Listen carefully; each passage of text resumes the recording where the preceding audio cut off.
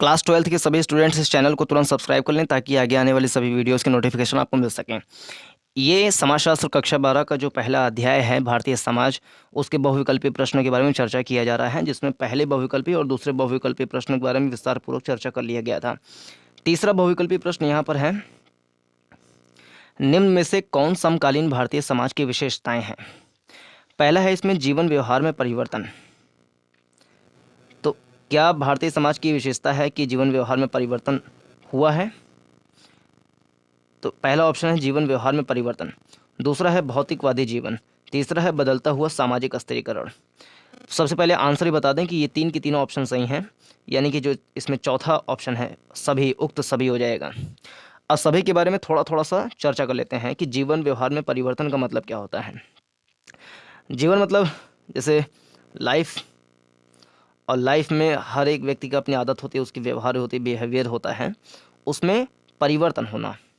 तो समकालीन भारतीय समाज की विशेषता है कि जीवन व्यवहार में परिवर्तन देखा जा सकता है, क्योंकि एक तो प्राचीन समाज था, प्राचीन काल का समाज था। अब उसमें धीरे धीरे जब परिवर्तन आना शुरू हुआ, लोगों में राजनीतिक और सांस्कृतिक चेतना का विकास जब शुरू हुआ, तो 16वीं शताब्दी में बहुत सारे यूरोपीय जो कंपनियां हैं, यूरोपीय कंपनियों का भारत में आगमन भी होना शुरू हो गया। तो उस समय अंग्रेज़ों ने और यूरोपीय कंपनियों ने भी बहुत सारी चीज़ें भारत में लेकर के आईं। तो वो भारत में एक प्रकार से राजनीतिक और सांस्कृतिक चेतना का विकास का चरण हम उसमें देख सकते हैं, क्योंकि जैसे सबसे पहले भारत में पुर्तगाली आए, उसके बारे में जानते होंगे सभी लोग। सबसे पहले भारत में पुर्तगाली आए और 1498 में 1498 में पुर्तगाल का एक व्यक्ति था जिसका नाम था वास्को डी गामा। वो 1498 में भारत आया, भारत के कालीकट जो तट है केरल में, वहाँ पर पहुँचा। तो पहली बार जब आया तो वो अपने साथ बहुत सारे सामान लेकर के आया था। जैसे एक उसमें से वस्तु हम कह सकते हैं तंबाकू। तंबाकू जो है 1498 के पहले भारत में नहीं हुआ करता था, लेकिन जब वास्को डी गामा भारत में आया तो वो तंबाकू लेकर के आया। अब जब तंबाकू आ गया तो जाहिर सी बात है तंबाकू के लिए कृषि की जाएगी, खेती की जाएगी, और इससे लोगों को नए प्रकार के रोजगार मिलेंगे। और तंबाकू अगर देखा जाए तो एक प्रकार से वाणिज्य कृषि होती है। और इसी प्रकार से जैसे पपीता हो गया, एक फसल पपीता होता है, फल होता है। तो पपीता भी वास्को डी गामा अपने साथ जहाज़ में भर करके लेकर के आया था पहली बार। तब से हम लोग पपीता के बारे में जानते हैं, और पपीता भारत में बहुतायत में बोया जाता है, लगाया जाता है।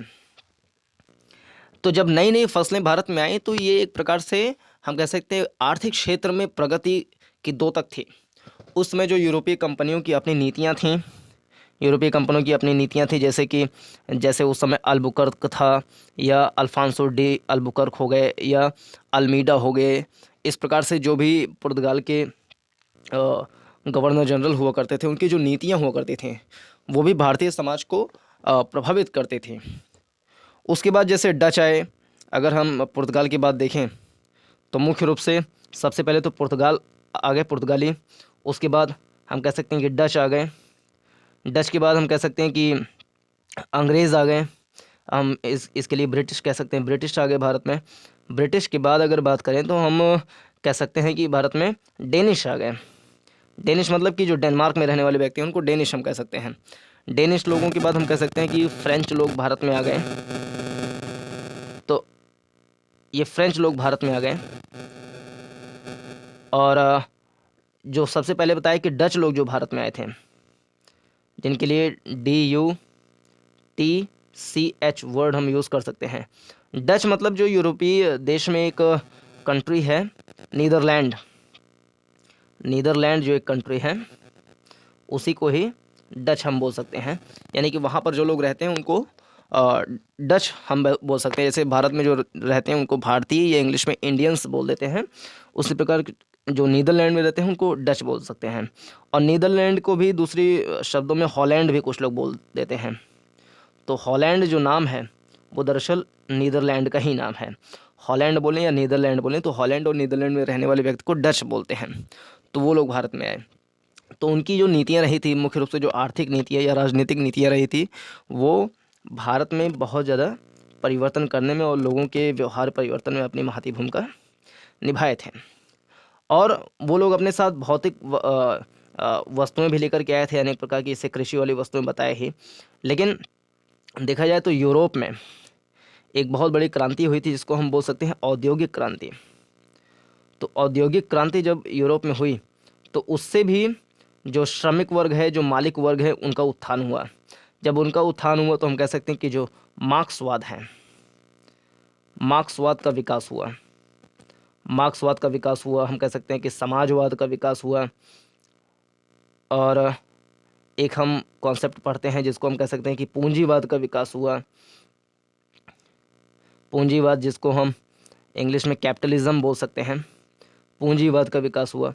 तो ये मार्क्सवाद, पूंजीवाद, समाजवाद, ये सारी चीज़ें जो हैं ये भारतीय समाज को बहुत ज़्यादा उनके व्यवहार में परिवर्तन लाई। और जब औद्योगिक क्रांति हुई तो उससे एक श्रमिक वर्ग, एक कह सकते हैं सर्वहारा वर्ग, और एक उच्च वर्ग जिसको हम मालिक वाले वर्ग कह सकते हैं, तो उनके बीच में भी बहुत सारे दृष्टिकोणों को लेकर के विरोधाभास उत्पन्न हुए, जिसके फलस्वरूप मार्क्सवादी, लेनिनवादी, समाजवादी, इस प्रकार की अवधारणाएं आईं। और औद्योगिक क्रांति कहीं ना कहीं भौतिकवादी जीवन को भी प्रोत्साहित करने में अपनी महती भूमिका निभाई। और तीसरा इसमें है बदलता हुआ सामाजिक स्तरीकरण। ये भी समकालीन भारतीय समाज की एक प्रमुख विशेषता में से एक है। बदलते हुए सामाजिक स्तरीकरण में मुख्य रूप से, जैसे हम कहते हैं कि जो जाति है, जाति जिसको इंग्लिश में कास्ट बोलते हैं, इसके अलावा जो जनजाति है जिसको अंग्रेजी में ट्राइबल सोसाइटी हम बोल सकते हैं, ट्राइबल्स लोग, तो जनजाति जो थी उनके विषय में भी जो सामाजिक स्तरीकरण है, एक तो जाति में सामाजिक स्तरीकरण, एक जनजाति में सामाजिक स्तरीकरण, एक वर्ग में यानी ग्रुप्स में सामाजिक स्तरीकरण, इन सब में जो समकालीन भारतीय समाज थी उसमें बहुत ज़्यादा परिवर्तन हम देख सकते हैं। तो सामाजिक स्तरीकरण क्या है इसके बारे में थोड़ा जान लें। यहाँ पे नीचे एक छोटी सी स्लाइड है जिसमें सामाजिक स्तरीकरण के बारे में थोड़ा सा बताया गया है।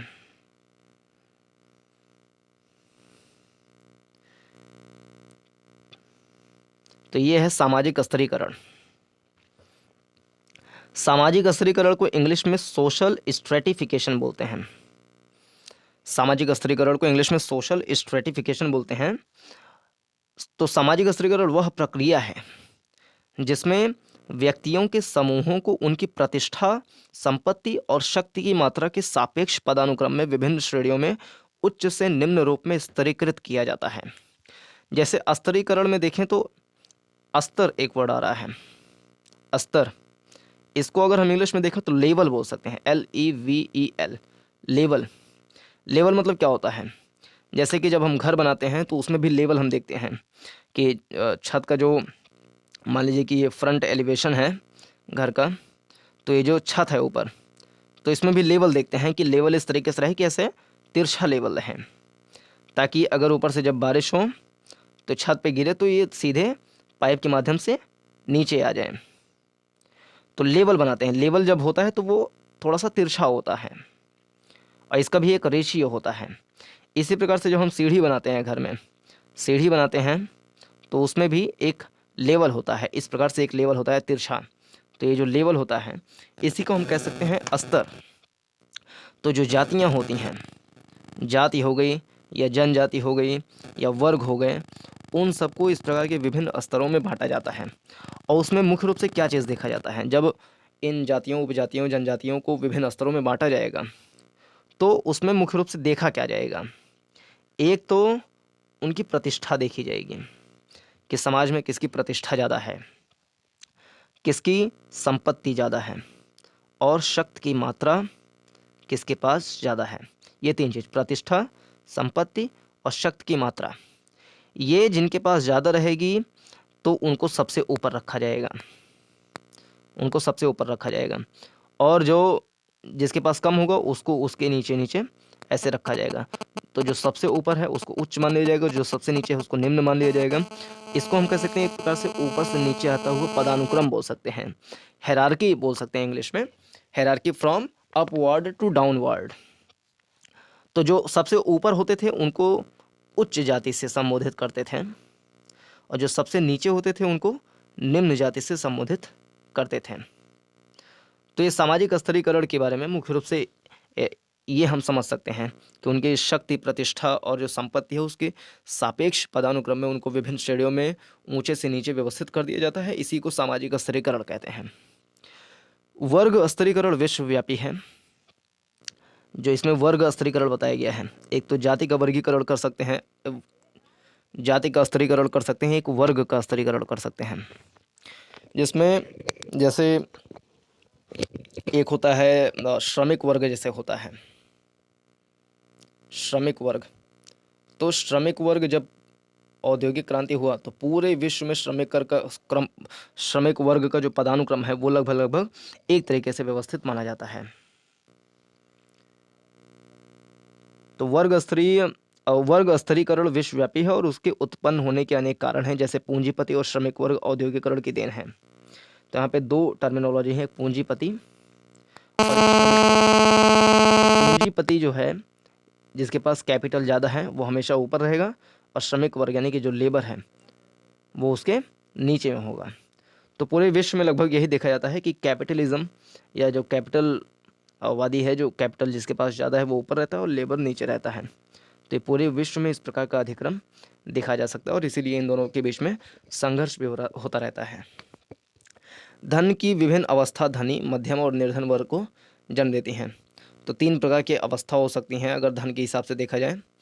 एक धनी वर्ग होता है, एक मध्यम वर्ग और एक निर्धन वर्ग।